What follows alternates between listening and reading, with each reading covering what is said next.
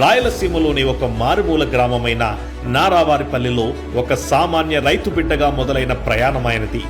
మట్టి వాసన తెలిసిన ఆ పాదాలు ఆధునిక ప్రపంచపు రాజధానులను నడిపిస్తాయని ఆనాడు ఎవరూ ఊహించలేదు. విద్యార్థి నాయకుడిగా సమస్యలపై గలమెత్తి విద్యాభ్యాసం తర్వాత రాజకీయాల్లోకి అడుగుపెట్టారు. 1978లో చిత్తూరు జిల్లా చంద్రగిరి నియోజకవర్గం నుండి తొలిసారి కాంగ్రెస్ ఎమ్మెల్యేగా గెలిచినప్పుడు ఆయన వయసు కేవలం 28 ఏళ్లు.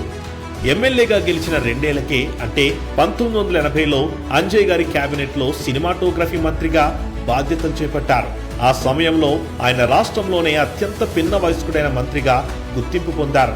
చంద్రబాబు గారి ప్రతిభను సమర్థతను గమనించిన ఎన్టీ రామారావు గారు తన కుమార్తె భువనేశ్వరునిచ్చి ఆయనకు వివాహం చేశారు. 1984 మే 27న తెలుగుదేశం పార్టీలో చేరిన చంద్రబాబు గారు టీడీపీ బలోపేతానికి ఒక కార్యకర్తలా కష్టించి పనిచేశారు. 1994 ఎన్నికల తర్వాత ఎన్టీఆర్ గారి మంత్రివర్గంలో మంత్రిగా కీలక బాధ్యతలు చేపట్టారు. 1995లో ఉమ్మడి ఆంధ్రప్రదేశ్ రాష్ట్ర ముఖ్యమంత్రిగా నారా చంద్రబాబు నాయుడు గారు బాధ్యతలు చేపట్టారు. 1996 ఎన్నికల తర్వాత కేంద్రంలో హంగ్ ఏర్పడినప్పుడు 13 పార్టీలను ఏకం చేసి యునైటెడ్ ఫ్రంట్ ఏర్పాటు చేసి దేశ ప్రధాని నిర్ణయించే స్థాయిలో జాతీయ రాజకీయాలను శాసించారు. తన మేధస్సు, రాజకీయ చతురతతో హైదరాబాద్ ను ప్రపంచ ఐటీ పటంలో నిలిపారు. హైటెక్ సిటీ నిర్మాణం, అంతర్జాతీయ విమానాశ్రయం, ఔటర్ రింగ్ రోడ్ వంటి ప్రాజెక్టులతో నగరం రూపురేఖలు మార్చేశారు. ప్రపంచ ఐటీ దిగ్గజమైన బిల్ గేట్స్ ను కలిసి మైక్రోసాఫ్ట్ ను హైదరాబాద్ కు రప్పించారు. విజన్ 2020 అంటూ 20 ఏళ్ల ముందే భవిష్యత్తును ఊహించి ఆంధ్రప్రదేశ్ ను అభివృద్ధి పట్టాలెక్కించారు. IT Indian of the millennium, business person of the year, South Asian of the year వంటి గౌరవాలు అందుకున్నారు. ప్రజల ఆశీస్సులతో, ఆదరాభిమానాలతో 1995 నుండి 2004 వరకు 2 సార్లు ముఖ్యమంత్రిగా పనిచేసిన చంద్రబాబు గారు మహిళా సాధికారతకు, సాంకేతికతకు, రాష్ట్ర అభివృద్ధికి పెద్దపీట వేసి ఉమ్మడి ఆంధ్రప్రదేశ్ రాష్ట్రాన్ని అన్ని రంగాల్లో అభివృద్ధి పరిచారు. ఓటమిలోనూ హుందాగా వ్యవహరించారు. 2004 నుండి 2014 వరకు 10 ఏళ్లు ప్రతిపక్ష నేతగా ప్రజల పక్షాన నిలిచారు. 2014లో విభజన గాయంతో ఉన్న ఆంధ్రప్రదేశ్ కు ముఖ్యమంత్రిగా బాధ్యతలు చేపట్టినప్పుడు ఆయన ముందున్నది శూన్యం. కానీ ఒక చేత్తో సంక్షేమాన్ని, మరో చేత్తో అభివృద్ధిని నడిపిస్తూ ప్రధాని నరేంద్ర మోదీ చేతుల మీదుగా ప్రజా రాజధాని అమరావతి నిర్మాణానికి శంకుస్థాపన చేయించి శరవేగంతో అసెంబ్లీ, సచివాలయం, హైకోర్టు నిర్మాణాలు పూర్తి చేశారు. 2019 ఎన్నికల్లో ఒక్క ఛాన్స్ అంటూ మోసపోయిన ఏపీ ప్రజలు ఒక సైకో చేతిలో రాజ్యాధికారాన్ని పెట్టారు. ఫలితంగా అమరావతి ఆగిపోయింది, అభివృద్ధి నిలిచిపోయింది.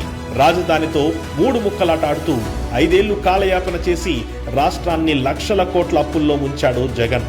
రాజకీయ కక్ష సాధింపు లక్ష్యంగా తప్పుడు కేసుల్లో చంద్రబాబు గారిని అరెస్టు చేసి పైశాచిక ఆనందాన్ని పొందాడు.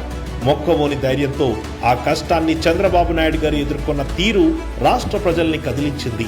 సైకో పాలనలో విధ్వంసాన్ని కల్లారా చూసిన ప్రజలు 2024 ఎన్నికల్లో తెలుగుదేశం, జనసేన, బీజేపీ కూటమికి చరిత్రలో కనీవినీ ఎరుగని విజయాన్ని అందించారు.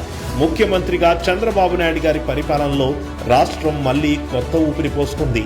ఎన్టీఆర్ భరోసా పెన్షన్, అన్నా క్యాంటీన్లు, స్త్రీ శక్తి ఉచిత బస్సు ప్రయాణం, B4 బంగారు కుటుంబం, దీపం 2తో 3 ఉచిత గ్యాస్ సిలిండర్లు, అన్నదాత సుఖీభవ వంటి అనేక సంక్షేమ కార్యక్రమాలతో ప్రజల జీవన ప్రమాణాలు మెరుగయ్యాయి. 13 లక్షల కోట్లకు పైగా పెట్టుబడులను ఆకర్షించి దేశంలోనే పెట్టుబడులకు గమ్యస్థానంగా ఆంధ్రప్రదేశ్ నిలిచింది. కేంద్ర ప్రభుత్వ సహాయ సహకారాలతో అమరావతిలో అభివృద్ధి పనులు ఊపందుకున్నాయి. భవిష్యత్తులో ఎవరు రాజధానిని కదిలించని విధంగా శాశ్వత రాజధానిగా అమరావతి బిల్లును ప్రవేశపెట్టి పార్లమెంట్లో ఆమోదింపజేసి చట్టభద్రత కల్పించారు. ఫలితంగా పెట్టుబడిదారుల్లో, ప్రజల్లో విశ్వాసం పెరిగింది. ఆంధ్రప్రదేశ్ భవిష్యత్తును కాపాడుతూ ముఖ్యమంత్రి చంద్రబాబు నాయుడు గారు చేసిన నిర్ణయం చరిత్రలో ఎప్పటికీ నిలిచిపోతుంది. నాయకత్వానికి నిజమైన అర్థం చెబుతూ రాజనీతితో రాష్ట్ర సర్వతోముఖాభివృద్ధికి కృషి చేస్తున్న గౌరవ ముఖ్యమంత్రి వర్యులు శ్రీ నారా చంద్రబాబు నాయుడు గారు 76వ వసంతంలోకి అడుగు పెడుతున్న సందర్భంగా ఆంధ్రప్రదేశ్ ప్రజల తరపున ఆయనకివే మా శుభాకాంక్షలు.